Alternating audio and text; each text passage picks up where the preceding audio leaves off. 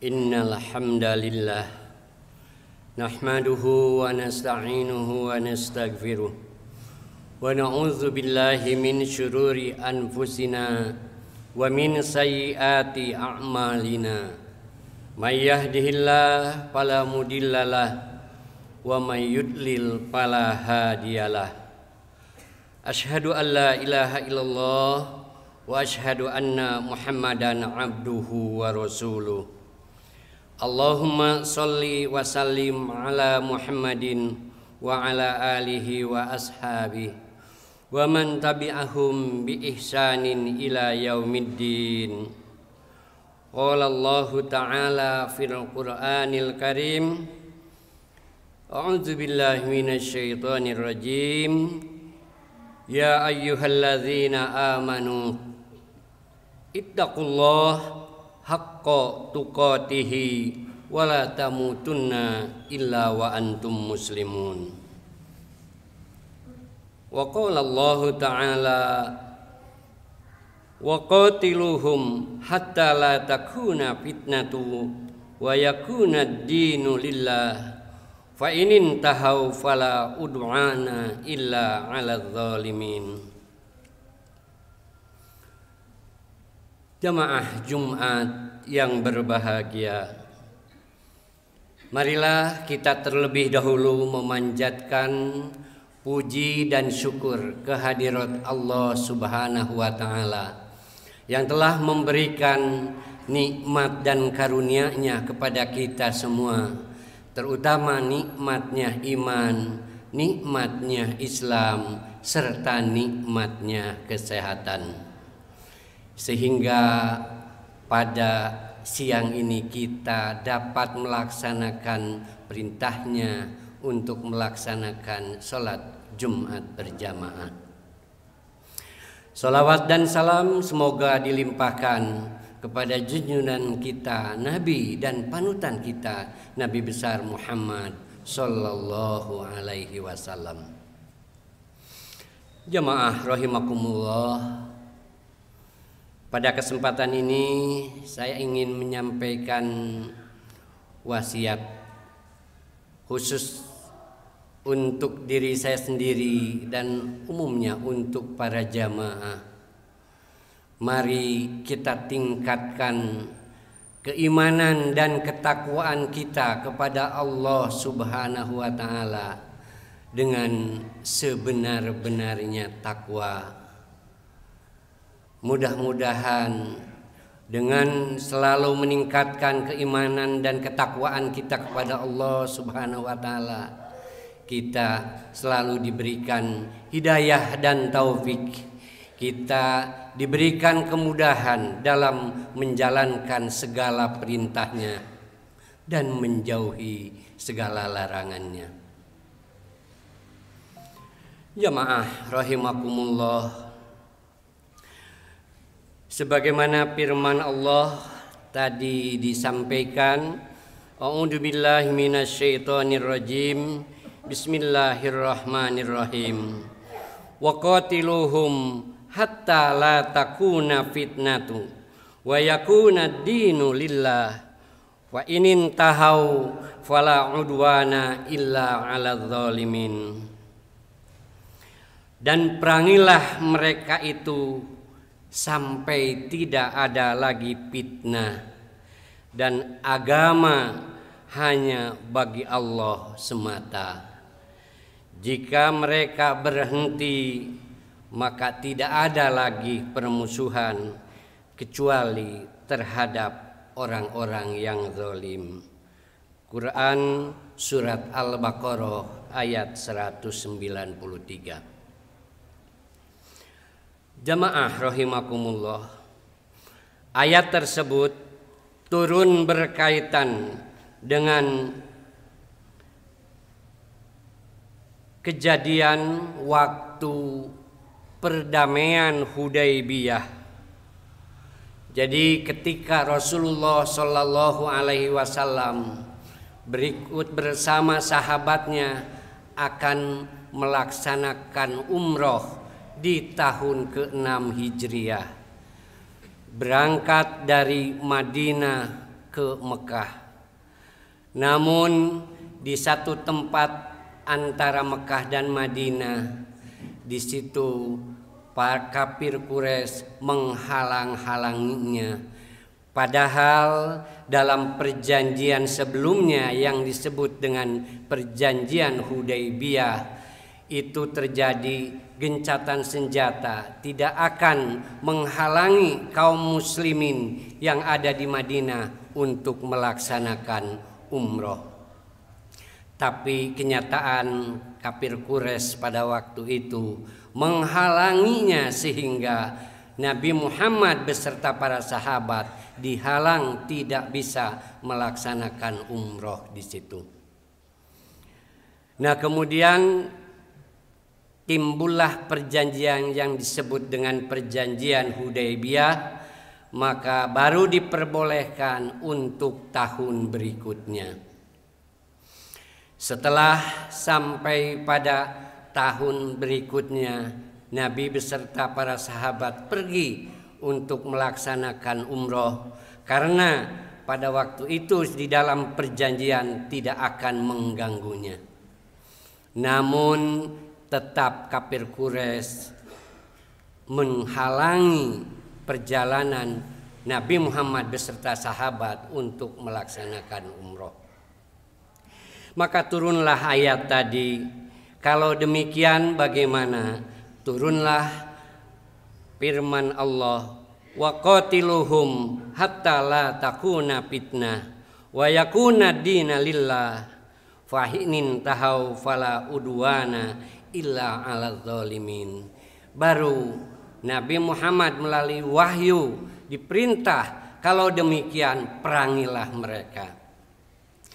Sebetulnya kaum muslim pada waktu itu tidak mau melaksanakan terjadinya peperangan, makanya sebelumnya dilakukan perjanjian Hudaybiyah.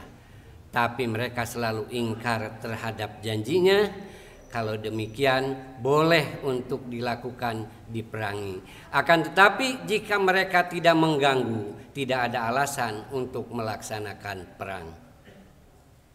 Jamaah rahimakumullah, keadaan itu mengingatkan kita pada momen saat ini. Kalau waktu itu terjadi perang di zaman Rasulullah, itu pada tahun ke-6 Hijriah. Tahun setelah Rasulullah berada di Madinah selama 6 tahun. Di mana sebelumnya pada waktu hijrah ke Madinah, tahun kedua Hijriah, itu ada perang yang besar untuk kaum muslimin pada waktu itu, yaitu yang disebut dengan Perang Badar. Keadaannya kaum muslimin hanya beberapa orang saja, kurang lebih 300 orang yang melaksanakan perang. Sedangkan kaum kafir Quraisy yang dipimpin oleh langsung Abu Jahal dengan pasukannya 1000 orang dengan bala tentara yang lengkap. Terjadilah perang, namun atas doa, upaya, doa serta perjuangan kaum muslimin pada waktu itu ketika perang Badar, maka alhamdulillah kaum muslimin mendapat kemenangan. Keadaan perang Badar pada waktu itu, kaum kafir Quraisy sehingga dendam terus kepada Rasulullah, sehingga ketika tadi disebutkan mau melaksanakan umroh tetap menghalangi walaupun sudah melakukan perjanjian sebelumnya. Jamaah rahimakumullah, dalam minggu-minggu ini pun kita di tanah air kita, kalau kita ingat di hari tanggal 10 November peristiwa pertempuran Surabaya yang pada akhirnya menjadi Hari Pahlawan Nasional. 143 para ulama, para pejuang itu seluruhnya beragama Islam, memperjuangkan kemerdekaan Republik Indonesia yang pada waktu itu akan direbut kembali oleh tentara Belanda melalui tentara Inggris. Jamaah rahimakumullah, keadaan pada waktu itu pun sama di Surabaya dengan pimpinan Bung Tomo. Itu keadaan yang tidak seimbang dengan kolonialisme, tetapi dengan modal bambu runcing, dengan perjuangan yang besar, dengan semangat yang tinggi, tiada lain dengan ungkapan Allahu Akbar dikumandangkan di mana-mana pada waktu itu. Akhirnya pasukan kolonialisme pun bisa dan kita menang dalam keadaan waktu itu. 143 pejuang Islam pada waktu itu memperjuangkan keadaan negara Republik Indonesia yang kita cintai. Sebagai muslim, sebagai warga negara Republik Indonesia, tentu kemerdekaan yang begitu menelan korban untuk diraihnya, sehingga pada waktu itu 20.000 warga Surabaya yang memperjuangkan kemerdekaan tewas, sedangkan 126.000 harus ngungsi ke tempat lain. Itu perjuangan yang luar biasa pada waktu itu. Namun alhamdulillah negara kemerdekaan Republik Indonesia bisa dipertahankan tiada lain pada waktu itu oleh para ulama-ulama yang memperjuangkan kemerdekaan dengan niat tulus dan ikhlas untuk demi negara bangsa Indonesia. Jamaah rahimakumullah, oleh karena itu maka kita sebagai rakyat Indonesia yang beragama Islam tentu merasa harus memeliharanya, harus menjaganya, bagaimana supaya negara Republik Indonesia ini terjadi kesejahteraan, rakyat adil dan kemakmuran. Kalaulah terjadi untuk tidak memperjuangkan keadilan dan kemakmuran, sangat disayangkan sekali. Padahal perjuangan umat Islam pada waktu itu sangat besar sekali. Jamaah rahimakumullah. Dari keadaan perjuangan umat Islam pada waktu itu di kala Perang Badar, dari perjuangan Hari Pahlawan Nasional yang terjadi pertempuran di Surabaya pada tanggal 10 November. Itu semua, maka kalau kita ambil hikmahnya, tentu ada beberapa hikmah yang bisa kita peroleh. Yang pertama adalah kekuatan doa mengubah yang tak mungkin menjadi mungkin. Pada waktu Perang Badar, pasukan kaum muslimin hanya 300 orang, sedangkan musuh dari kafir Quraisy 1.000 orang dengan bala tentara yang canggih. Pada waktu kita pertempuran Hari Pahlawan Nasional 10 November, juga peralatan dari kolonialisme dengan peralatan yang sangat canggih.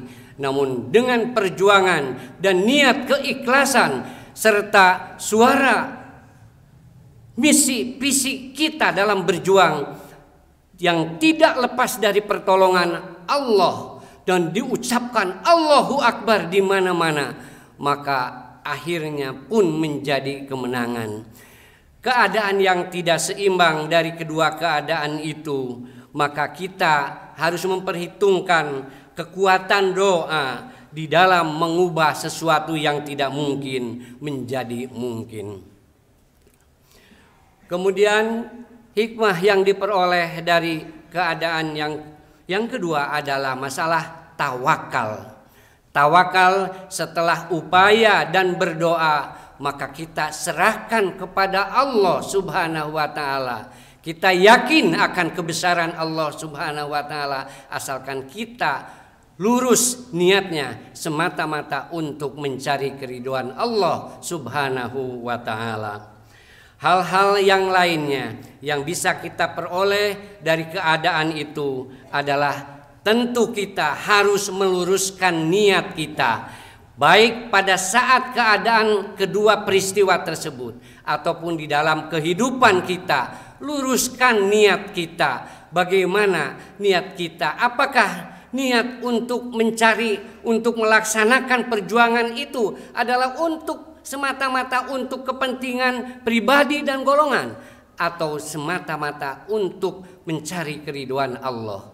Kalaulah semata-mata untuk mencari keridhaan Allah, maka Allah akan menolongnya. Allah akan selalu bersama kita.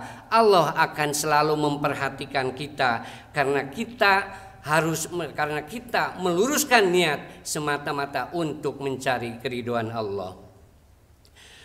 Kemudian jamaah rahimakumullah, keempat, bagaimana hikmah dari keadaan itu adalah janganlah kita merasa cukup dengan amal yang kita lakukan. Meskipun kita sudah banyak bersedekah, kita sudah banyak melakukan amal soleh, kita sudah banyak membantu orang dan lain sebagainya, tetapi ingat, jangan merasa cukup dengan amal yang telah kita lakukan itu, sebab Allah Maha mengetahui di mana niat kita, walaupun dalam tersembunyi, walaupun tidak kelihatan, tetapi Allah Maha melihat apa tujuan kita dalam melakukan segala sesuatu itu.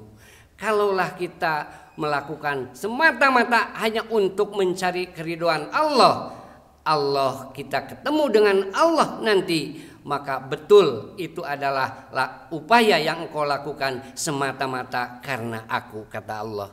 Tapi kalau kita melakukan hanya karena ingin terpuji, hanya karena ingin mendapat perhatian dari orang, hanya karena ingin sesuatu, maka kata Allah, kami tidak menerima amalanmu itu karena engkau sudah menerima pahalanya dari apa yang engkau harapkan pada waktu itu. Jamaah rahimakumullah, maka dengan mengambil hikmah yang terjadi, tentu kita bisa terapkan dalam kehidupan kita bagaimana fungsi doa, bagaimana kita harus mendekatkan diri kepada Allah melalui doa. Orang yang tidak mau berdoa adalah orang yang sombong. Orang yang berdoa adalah orang yang selalu ingin mendekatkan diri kepada Allah. Ud'uni astajib lakum. Kata Allah, berdoalah engkau, pasti aku akan kabulkan doamu. Ud'uni astajib lakum. Dan tentu doa kita akan dikabul, tentu kita harus melaksanakan segala perintahnya, menjauhi segala larangannya. Dan kemudian hikmah lain dari keadaan dua peristiwa tadi, maka pentingnya bermusyawarah. Waktu Rasulullah ketika perang Badar melakukan musyawarah, langkah-langkah, bahkan ketika mau berangkat, ketika menggunakan onta pun, onta tersebut ditunggangi oleh Rasulullah, kemudian sekali-kali ditunggangi oleh bawahannya, oleh pasukannya yang lain. Itu terjadi karena bermusyawarah, karena segala sesuatu dilakukan dengan keadaan yang baik dan saling menolong. Ta'awanu 'alal birri wat taqwa wala ta'awanu 'alal ismi wal udwan. Saling menolong dalam kegiatan untuk menuju tujuan, sengaja untuk mencari keridhaan Allah. Demikian juga ketika terjadi peristiwa 10 November tersebut, para ulama, para pejuang bekerja sama bagaimana upaya yang kita lakukan untuk memperjuangkan kemerdekaan ini. Dan itu semua tidak lepas dari pada musyawarah yang dikedepankan di antara para jamaah, para anggota dari kedua peristiwa tersebut. Dan yang terakhir, hikmah yang terkandung dari kedua peristiwa itu adalah kita pada dasarnya tidak menuntut balasan, artinya semata-mata untuk mencari keridhaan Allah. Barakallahu li wa lakum fil Qur'anil azim wa nafa'ani wa iyyakum bima fihi minal ayati wa dzikril hakim wa taqabbala minni wa minkum tilawatahu innahu huwas samiul alim.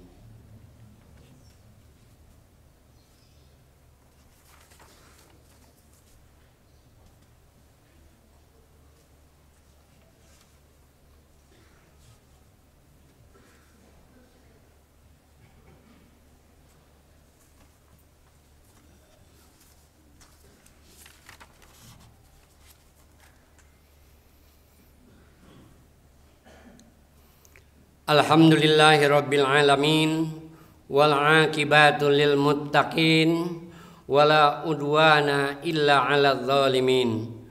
Asyhadu an la ilaha illallah wahdahu la syarikalah wa asyhadu anna Muhammadan abduhu wa rasuluh al mab'utsu rahmatul lil alamin. Jamaah rahimakumullah. Kalau kita ambil renungkan kekuatan doa, kemudian sifat tawakal, lantas bermusyawarah, itu adalah sikap-sikap Islami yang tentu harus kita pupuk sehingga dalam melaksanakan tersebut itu bisa dilaksanakan dalam kehidupan kita sehari-hari. Demikian juga para jamaah dalam melaksanakan sesuatu yang baik, kita tentu selalu mendapat gangguan bisikan-bisikan dari setan yang selalu menggoda kita. Maka Allah sudah menyampaikan informasi bahwa inna syaitana aduwwum mubin, sesungguhnya setan itu adalah musuh yang besar. Iman kita kadang naik, kadang turun. Itu tiada lain adalah bisikan-bisikan setan yang selalu menggodanya kepada kita. Setan sudah berjanji bahwa dia akan menjerumuskan umat manusia.